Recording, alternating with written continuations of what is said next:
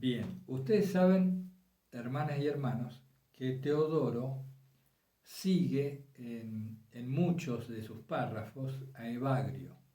Evagrio el monje, que tratamos allí en las primeras clases, o bueno, no, más bien promediando el curso, y que volveremos a tratar en una de las clases del año que viene, como para resumirlo, ir a algunos otros aspectos que no hemos abordado todavía.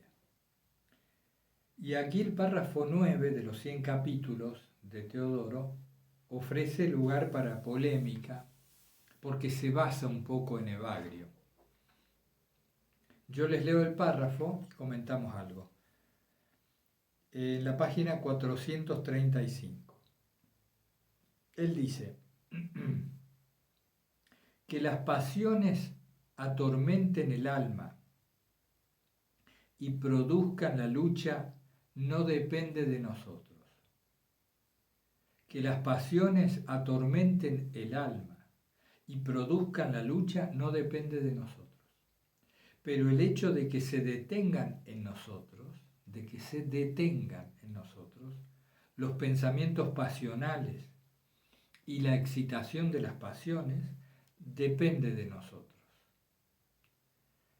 La primera cosa, por lo tanto, no es pecado, porque no es de nosotros. En cuanto a la segunda, si oponiéndonos valerosamente la vencemos, nos procurará coronas, mientras que si por relajamiento y vileza nos dejamos vencer, nos procurará castigos, y sobre todo en el sentido etimológico griego, del griego antiguo, de dolor, el castigo como dolor, o como también podemos interpretarlo como aviso. Quiero decir que no necesariamente tomemos el castigo como esa concepción en la cual un Dios juez estricto nos da una pena, una condena, una sentencia, y nos somete a purgar, ¿no? Es una visión que es polémica, que hay que discutir. Nosotros vamos tendiendo, mientras más conocemos a Filocalía, la vía apofática y la oración de Jesús, tendemos a centrarnos más en la misericordia infinita de Dios, que en esa faceta tal vez más propia del Antiguo Testamento, donde Dios es un juez, a veces se encoleriza, etc. ¿no? Bueno, pero digresiones aparte con este tema, fíjense que Teodoro nos dice que el hecho de que los pensamientos pasionales aparezcan no es nuestra culpa. En ese sentido, ratifica aquello que hemos dicho en varias clases, de que los pensamientos no nos pertenecen. Se suceden unos a otros como si fueran nubes en el cielo, sonidos en el ambiente y demás. Incluso hemos dicho que muchas veces pueden ser interpretados como la digestión de las vivencias, así como nuestro sistema digestivo procesa los alimentos y los nutrientes, los pensamientos desde cierto punto de vista parecieran ser la labor digestiva en la cual la mente asimila las experiencias que se van sucediendo en nuestra vida. Pero sí asigna Teodoro, junto con Evagrio, un papel al detenimiento en ellos, es decir, si nosotros atendemos a esos pensamientos, si en lugar de dejarlos pasar, nos aferramos y los seguimos en el discurso que nos prometen, en la vana felicidad que esos pensamientos nos proponen, seduciéndonos, allí sí estaríamos incurriendo en una falta o en un pecado, o estaríamos yendo hacia la oscuridad espiritual. Una y otra vez, ustedes lo ven, la atención, la famosa cualidad de la atención, es aquí lo decisivo, a la cual también podemos llamar conciencia, o un nivel de atención, un nivel de conciencia vigílica consciente de sí mismo. Que los pensamientos pasionales aparezcan depende en mucho de que tenemos un cuerpo y que como tal tiene sus impulsos. Y también depende de que tenemos una mente, que es una especie de efluvio del cuerpo, o de manifestación más etérea de nuestra presencia en este mundo, que nos va sugiriendo pensamientos. Pero el Hijo de Dios que somos, esa esencia inmaterial a la que muchos monjes filocálicos se refieren, esa esencia inmaterial, tiene una virtud cardinal, el cual es atender. O desatendemos a esos pensamientos o nos aferramos a ellos y seguimos su discurso. Eso parece ser clave. Por eso, y hago mención un poco a lo que hablábamos unos minutos antes, respecto de la impasibilidad, Teodoro habla en varios párrafos de crucificar la carne. Tenemos que crucificar la carne. En otra traducción sería dominar el cuerpo, manejar los ímpetus. Y cuando escuchamos esto, puede que se nos aparezcan imágenes dolorosas, poco convenientes y desalentadoras. ¿Cómo es esto de crucificar la carne? Claro, porque lo estamos imaginando desde el momento actual en que estamos. Nos imaginamos, vuelvo a entre casa, ¿no? para que nos entendamos mejor. Nos imaginamos un pastel de chocolate o un flan con dulce de leche o cualquier deseo hacia el cual sintamos particular adhesión. Nos imaginamos ese objeto de nuestro deseo y nosotros allí teniendo que permanecer distantes, soportando el deseo. Eso se nos presenta como crucificar la carne.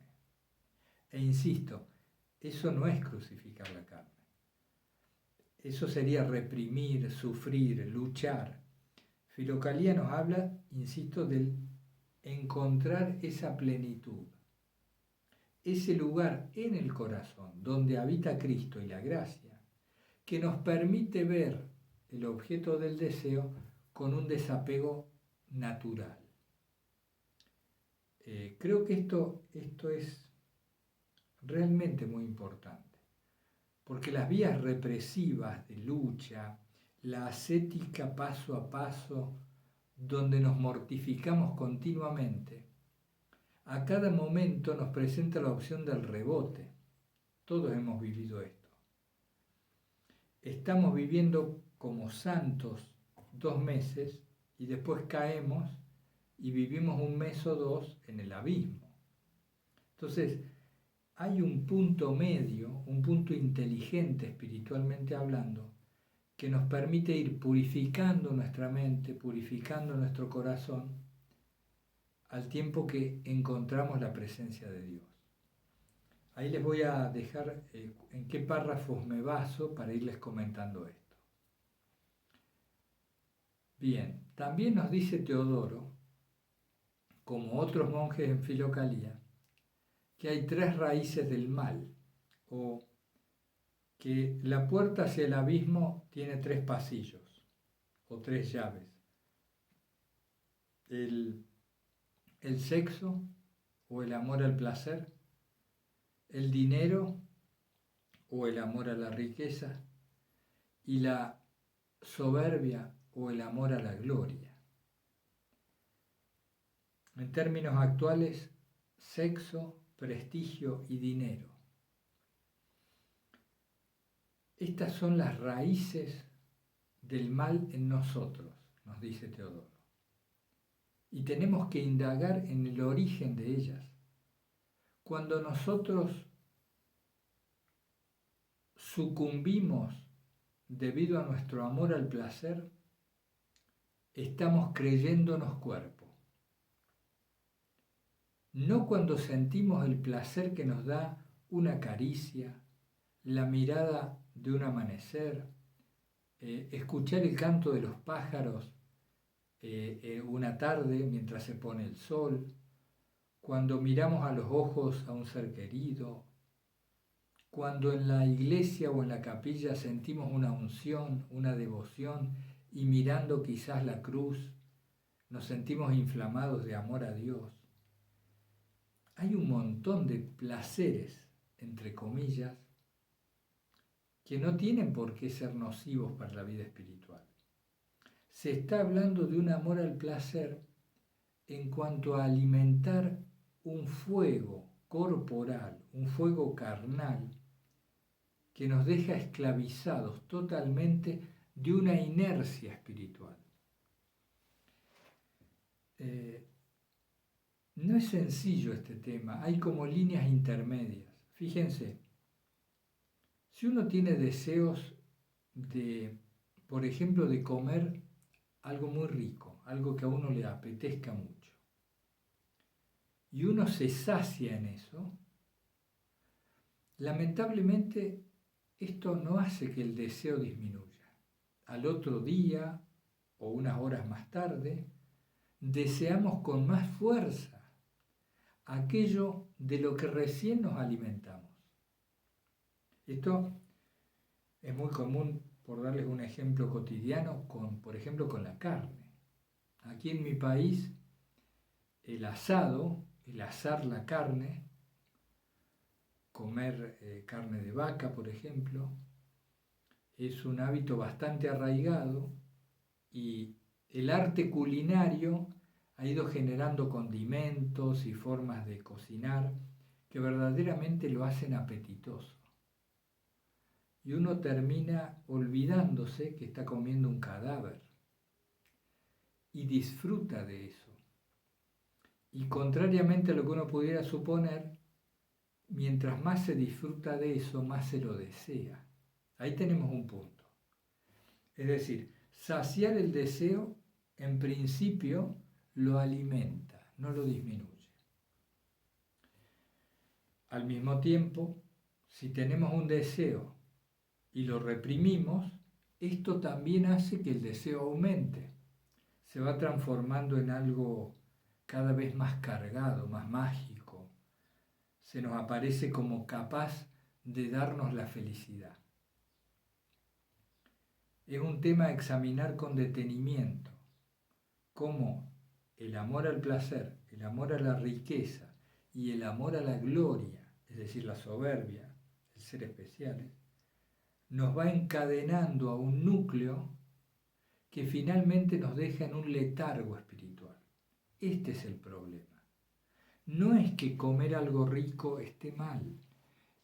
El problema es cuando nos encadenamos a eso y generamos una huella y una inercia de tal intensidad que después nos esclaviza. Bueno, sobre esto aconseja Teodoro y recomienda como remedio la oración pura, mediante el recuerdo de Dios constante, acceder a la oración pura y por ende a la oración ininterrumpida. En el párrafo, a ver, yo anoté aquí que les iba a leer el párrafo. Fíjense, el párrafo 14 está en la página 436. Dice Teodoro, algunos se han encontrado en dificultad al preguntarse si es el pensamiento el que pone en movimiento las pasiones o las pasiones el pensamiento. Si es el pensamiento el que pone en movimiento las pasiones o las pasiones el pensamiento. Está el que dice esto y el que dice aquello. Yo digo, dice Teodoro, que los pensamientos son puestos en movimiento por las pasiones. Si no estuvieran en el alma las pasiones, ni siquiera la atormentarían los pensamientos provenientes de aquellas. Párrafo 14, página 436 del primer volumen. Van a encontrar en Filocalía, si leen los 4 tomos, bastante divididas las aguas en esto. Muchos monjes dicen que el pensamiento genera el sentimiento o la pasión, y a la inversa, como Teodoro, que es la pasión, que ya vive en uno, en el cuerpo-mente, lo que genera finalmente el pensamiento. Habría que ver cuál es la experiencia de ustedes. ¿Cuál es la experiencia de ustedes? De lo que yo he podido deducir tratando de sintetizar un poco lo leído, lo estudiado, diría que hay una actitud que no es ni el pensamiento el que genera la pasión, ni es la pasión la que genera el pensamiento. Diría que es una actitud previa, un emplazamiento, una ubicación anterior, la que permite el surgimiento de ambos fenómenos, tanto de ese intangible que es el pensamiento, que es como una voz interior, como de aquellas sensaciones fuertes, sensaciones corporales fuertes que parecen detonar pensamientos. En realidad, todo esto pareciera darse en simultáneo, pero la actitud es previa. ¿En qué posición me ubico? ¿Busco a Dios? ¿Busco saciarme de verdad con un agua viva que no me genere una posterior sed? ¿Queremos el agua viva que nos sacia para siempre o queremos esa fugacidad del placer? Y en esto no estamos oponiendo todos aquellos placeres que contribuyen a que la vida sea un hermoso don de Dios, sino a aquellos placeres que nos esclavizan y nos llevan al olvido de Dios, a creernos solo cuerpo-mente, que en definitiva muere, termina, y no puede sino dejarnos en una frustración. La finitud de este cuerpo, si no está imbuida del significado de Dios y de su trascendencia, es terrible, es una vida terrible. Muchos monjes nos recuerdan la vejez, la enfermedad y la muerte para que tomemos conciencia y digamos, espera un poco, estos placeres que adquieres, esta gloria que tienes, este dinero que quieres usar, está todo muy bien, pero ¿te acuerdas que se acaba? ¿Te acuerdas que no eres esto que muere? ¿Que eres un ser inmortal, hijo de Dios? Bueno, ahí está la problemática que nos plantea también Teodoro, como el resto de Filocalía.